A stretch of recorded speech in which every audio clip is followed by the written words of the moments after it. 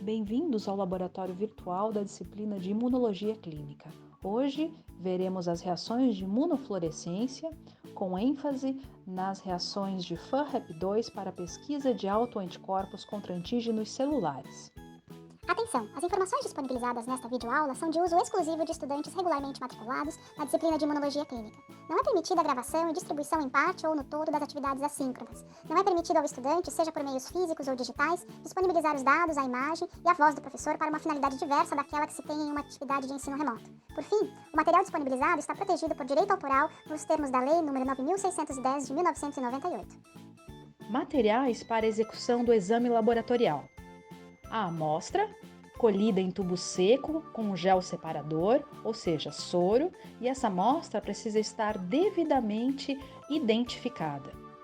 Além disso, lâminas contendo substrato. No caso do FAM, estamos falando de monocamadas de células REP2, fixadas e permeabilizadas. O controle positivo e o controle negativo, que estão no kit diagnóstico, e o conjugado equivalente a um anticorpo anti-anticorpo humano IgG. Além disso, materiais extras como PBS para diluição, ponteiras e pipetas adequadas e cuba para lavagens entre as aplicações dos controles, amostras e conjugados. Não esqueça da utilização de EPIs, como óculos de proteção, jaleco e luvas. Para iniciar o trabalho, começaremos com a organização da bancada, onde haverá a amostra, os tubos, o PBS para diluição da amostra, a placa para FAM, o controle negativo, o controle positivo, o conjugado, o azul de Evans e todo o restante do material, como ponteiras e pipetas. O Consenso Brasileiro de Autoanticorpos recomenda aos laboratórios brasileiros que a triagem de pesquisa de FAM seja a diluição do soro em 1:80. Essa medida foi estabelecida com base nas evidências de que indivíduos saudáveis tendem a apresentar baixa reatividade, 1:40 ou 1:80, e a maioria dos pacientes autoimunes apresenta títulos moderados, que equivalem a 1:160 e 1:320, e elevados, maior que 1:640. O preparo e a diluição de soluções como o PBS fazem parte da rotina de qualquer laboratório. Para a diluição da amostra, você precisará de PBS com pH 7.4 e a amostra biológica. Além disso, tubos com identificação prévia. A partir daí, pode-se haver a distribuição do diluente, que é o PBS, nos tubos de acordo com os indicados. Além disso, a diluição da amostra 1:80 parte da adição de 790 microlitros de PBS mais 10 microlitros do soro do paciente. A partir daí, pode haver a diluição seriada de fator 2, passando-se 400 microlitros do diluído 1:80 em mais 400 microlitros de PBS já distribuído nos tubos. A obtenção final dos soros faz com que tenhamos, ao final, 1:80, 1:160, 1:320, 1:640 e 1:1280. Passo número 1, identificação dos tubos.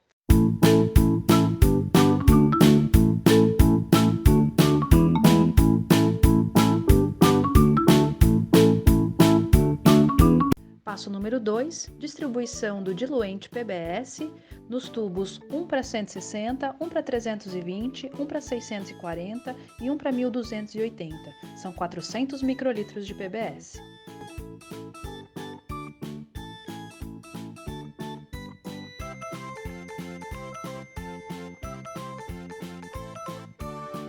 Passo número 3, a adição de 790 microlitros de PBS no tubo 1:80.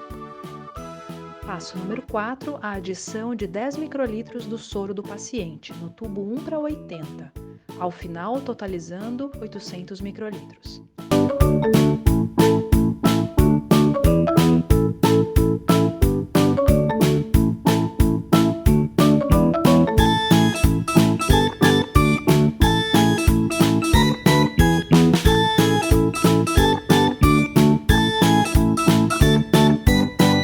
Passo número 5, a diluição seriada.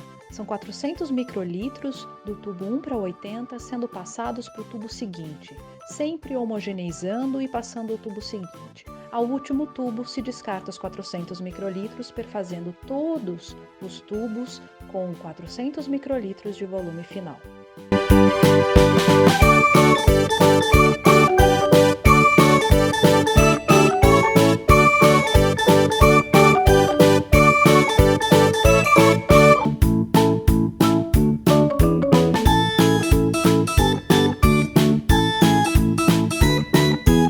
Agora que a amostra biológica está diluída e os controles estão prontos para uso, podemos abrir a embalagem que contém a lâmina com células Rep2. A lâmina de células Rep2 contém células confluentes, fixadas e permeabilizadas. Ao final, o fabricante precisa providenciar uma lâmina com 90% de células em intérfase e 10% de células em mitose. Além disso, quando a lâmina estiver pronta, assim como as amostras biológicas, as amostras devem ser divididas em poços, assim como as suas diluições, incluindo o controle positivo e o controle negativo. Pouco mais de 50 microlitros são necessários para fazer uma gota que cobre todo o halo que contém as células Rep2.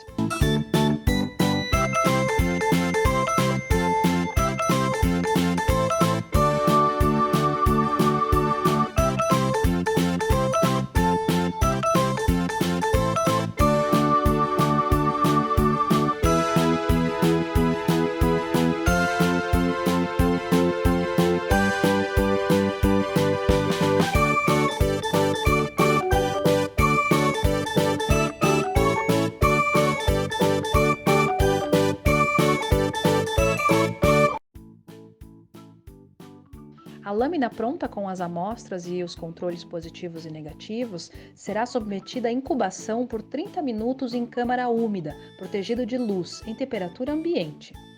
Após a incubação de 30 minutos, a lâmina será submetida à lavagem, inicialmente utilizando uma pipeta Pasteur com PBS e depois utilizando uma jarra de lavagem.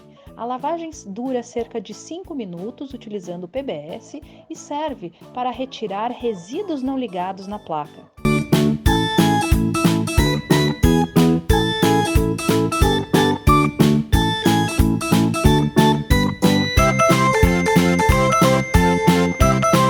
Após a lavagem e a retirada de excesso de umidade, a lâmina precisa receber a solução de conjugado. O conjugado precisa ser depositado em gotas em todos os poços, incluindo as amostras diluídas e os controles positivo e negativo.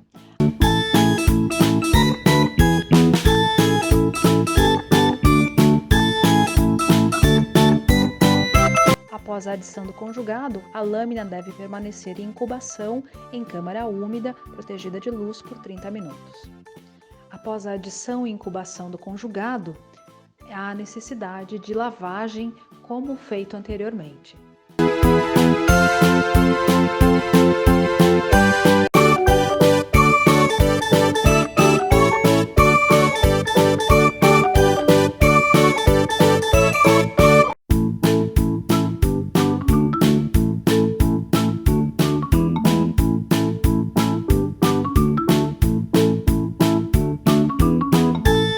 Após a segunda lavagem, existe a necessidade de lavagem extra com azul de Evans. A solução de Evans deve ser feita a partir de 200 ml de PBS com 5 gotas de Evans concentrado fornecido pelo kit diagnóstico.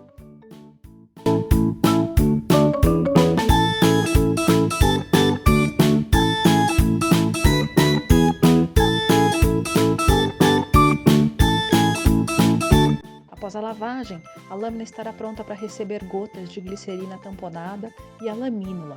E aí sim, tudo está pronto para fazer a leitura no microscópio de fluorescência.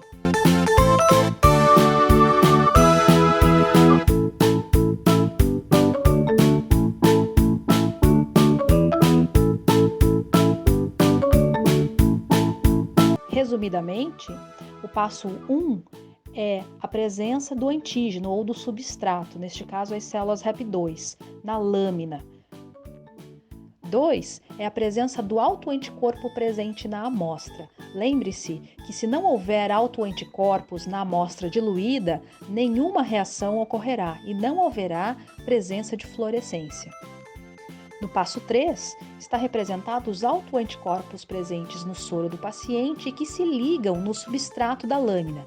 Esses substratos são as células RAP2 e os autoanticorpos podem ser e se ligar em determinados compartimentos celulares, nucleolares ou citoplasmáticos.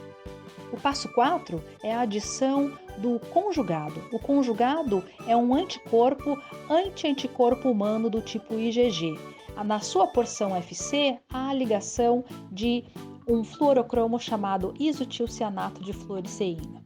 Por fim, na etapa 5, há a representação da formação do imunocomplexo, formado pela presença do autoanticorpo presente na amostra. Se houver a formação do imunocomplexo, o fluorocromo permitirá a visualização desse imunocomplexo por leitura em microscópio de imunofluorescência. A lâmina deve ser lida em microscópio de fluorescência, sem nenhuma luminosidade.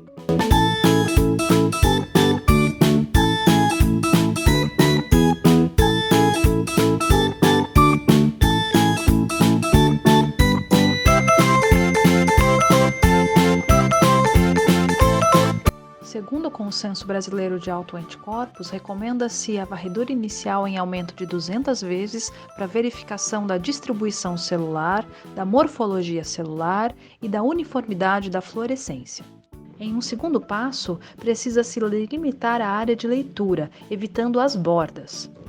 A intensidade de fluorescência também é importante. Fluorescências muito fracas sugerem pacientes não reagentes. Entretanto, sempre há necessidade de comparação com os controles positivo e negativo.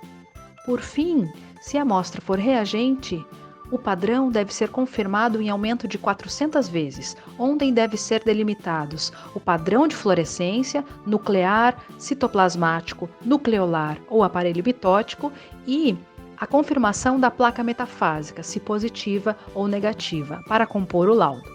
O laudo é composto de titulação entre 1:80 e 1:1280, o padrão estabelecido em aumento de 400 vezes, nuclear, nucleolar, citoplasmático ou aparelho mitótico, e a presença de placa metafásica ou ausência desta.